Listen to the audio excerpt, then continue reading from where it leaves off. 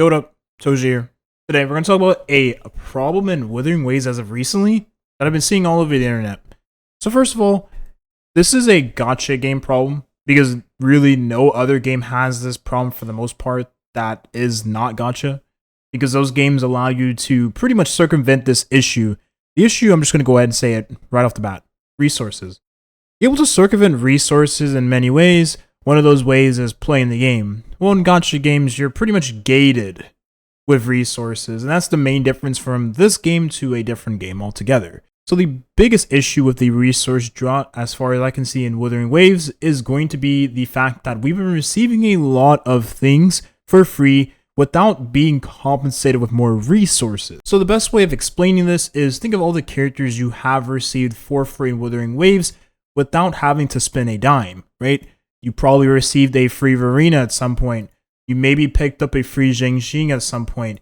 You may have picked up a Caocharo at some point that you have built. You may have picked up an Encore. You probably definitely picked up Encore, right? Maybe you invest into Encore well more than any other DPS you invested into, right? And then because you have Encore, you probably built Senhua to compensate the fact that she is the best buffer you can have alongside your Encore. And if you built Caocharo, then maybe you rolled for Yinlin to make Caocharo a better DPS. And so therefore you built your Caocharo and you also built your Yinlin. And don't forget that you also need echoes for all of your characters that you have built that are particularly damage dealers. And maybe you invested into echoes to try and have the best stats possible. Again, it is extremely difficult to have a decent stat crit ratio, of course, on your damage dealers, because this is something that is going to be gated by RNG. You have the lowest chance possible to get crit stats, especially 2 crit stats on 1 echo, let alone crit stats of the highest level on those echoes, right? I'm talking like the high rolls and not the low rolls. And let's not forget that you also have a weapon for all of your characters, and 5-star weapons take more resources than 4-star weapons. It doesn't matter if the weapon is a limited weapon or not, it just takes more resources if it's a 5-star versus a 4-star one. And considering how bad the 4-star weapons are in the game, once you picked up a 5-star weapon, you probably dropped your 4-star weapon. The only 4-star weapon I'm currently using is the 4-star weapon on my Havoc Rover. And once I get another 5-star sword from the standard banner, I'm most definitely going to drop this weapon. And all those resources I put into the 4-star sword will be wasted because I'll have no use for it. And all of the resources I then have later on will have to go into that 5-star sword, which does take up quite a bit of resources, whether that is materials you have to then go and use your wayplates on, or materials you have to farm out because, well, again, you need credits. And credits is the biggest issue I've seen with most players so far. And the easiest way of explaining why this is the biggest issue is because everything you upgrade in the game takes credits, and all the things I mentioned previously being a part of why the resources feel really bad in terms of credits. If you're building all these different characters, you're building all these different weapons, and you get more weapons, and then you drop the weapons you have built previously, and on top of that, you are reaching the level in which it takes even more resources to ascend, level up the weapons, level up the characters, and to level up the echoes, which you probably have already done. But if you are a min-maxer, you're going to continuously farm out echoes, and therefore is also going to take more resources away from your account. Well, there's no telling that you're going to be out of resources. And again, if we are receiving all of these different characters for free, well, the characters you're going to be rolling for are the characters that you don't get for free. So you probably rolled for Jian at some point. You probably rolled for Yinlin. Maybe you got lucky. And then you rolled for Zheje because she is a very nice character to pair along the best damage dealer in the game currently. So you have all these characters that you're building that you have to roll for. And you have all these characters that are being given for free that you're also building. And then you also are getting a free Zhengli Yao literally in a week at the time I'm recording. You're getting all these characters for free. You're getting all these characters from the banners.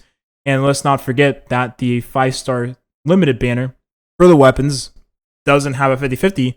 So you're pulling more 5-star weapons that you will actually build on your account, and not 5-star weapons that are going to sell on your accounts.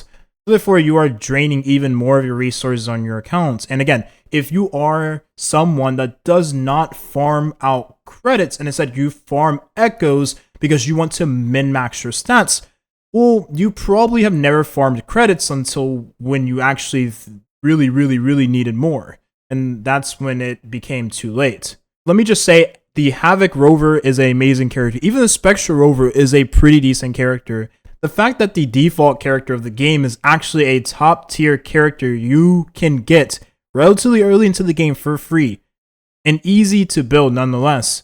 Spending a lot of resources on this character too. Now I do understand that a lot of games you do level up the main character regardless if they're good or not. They will have an alternate form, and maybe the alternate form ends up being good. Genshin Impact is a joke. If you leveled up the Traveler after 20, then you wasted your resources entirely, because there hasn't been really any point in which a Traveler has been somewhat decent. The only time I can think of it is like the Dendro, the start of the Dendro being added to the game, right? And that was like 3.0 when we didn't have Nahida and like from 3.2 onward, right? You get so many things in the game, and you don't have the amount of resources coming in to circumvent how many things you are being given in the game. So I look at it like this, right? If I'm comparing this game to any other gacha game of the AAA category, we can call it, right? Because this is a game you can play on console in the near future, I without a doubt will say that this game has been the most generous. And with being the most generous comes at a cost. A cost of, well, get this, your resources into the end game. Now, hey, the resources in WUWA could be a lot more than your traditional game, because maybe the amount of credits you need is well over the amount you would need in any other game. But if we're being completely honest here, if we didn't have the amount of stuff being given to us for free, you wouldn't really need that many resources. And if we also take one more thing into consideration as well, a lot of the events that we have been receiving, again, every single patch, we have been receiving a ×2 is currently not showing at the time of recording. I probably should record this video tomorrow. But we do receive the ×2 cord cleansing event that allows us to get more resources ×2. And this happens every single patch. Well, in the other games I've mentioned, like Genshin, Star Rail, you don't get this every single patch. So a lot of the time, even though you are at a lack of resources, you're not really being helped with your lack of resources. Instead, the game just says, fuck you, that's what you get. Or at least Wuthering Waves is circumventing the issue by giving you the ×2 event every single patch. Now, I don't think I've seen anyone actually complain more or less, like be upset about it, than to just like rage quit and say this game sucks because this issue is in the game currently. I think it just comes from a place of like, dang, like it would be nice if I had a little bit more credits I could then use daily on my characters. One last thing to take into consideration before I do end the video here is that, well, most of us haven't reached the max level in Wuthering Waves, and I'm talking Union level. And once you reach the max level, I assume just like any other traditional game as of right now, Genshin and Star Rail, once you reach the max level, then you will also be given credits for the excess XP you then receive after hitting that max level. So once you do your dailies and once you do quests, you'll receive the credits in the form of the XP that you are being given from those quests and from your dailies, right? So therefore, you'll have a lot more credits daily without having to necessarily farm out the credits from the credit domains, because they're not ley lines in this game, right? So at a certain point, you'll have an abundance of these resources. It's just right now with all of the characters and items you're being given for free. And let's not forget that you need 3 teams to complete the hardest content the game has to offer. Whereas other games, you just need 2 teams. So once you do clear the Resonant Tower and you clear the Echoing Tower, you're going to need a 3rd team to clear out the Hazard Tower.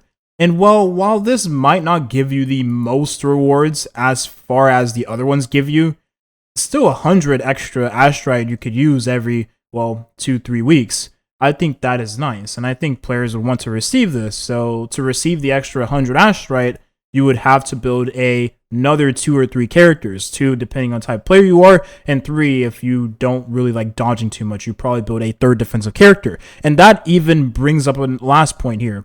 You are building all these extra characters that you may or may not need, depending on the type of player you are. If you're a hardcore player, you're probably not going to build a 3rd defensive character, let alone build 2 defensive characters, right? So it really just depends on your account entirely. It depends on what you farm. If you are someone who farms out echoes constantly, you're never going to have resources, let's be real. But if you're someone who does not farm out echoes that much, right, you just get the main stats, substats here and there. You don't really spend too many resources on echo farming because you don't really care about having the best stats.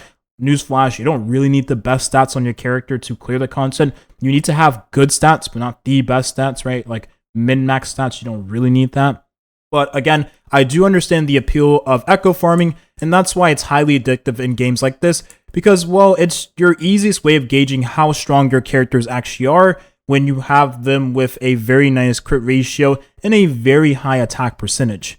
Is it a major issue that needs tweaking? In my honest opinion, no. I'm not going to sit here and gatekeep it, though. If they were to give more resources out, then hey, so be it. More credits is always appreciated, because at a certain point, I'm going to need more credits too. But I will say, me compared to other players, I don't build every single character I have on my account. Like, for instance, you probably have saw my Encore is like level 1. I've never built the character. I don't think I ever will need to, because I'm someone who plays the game differently and has different investments into different characters, to where I never need to build Encore. When I'm talking union level, I'm talking, right, you hit the milestone for the next union level, overall world level, so you hit union level 60, and then you unlock the new world level, so then you need even more resources than you needed from 50 onward, if that makes sense. That's the video here. Thank you for watching, and have a nice rest of your day. Peace.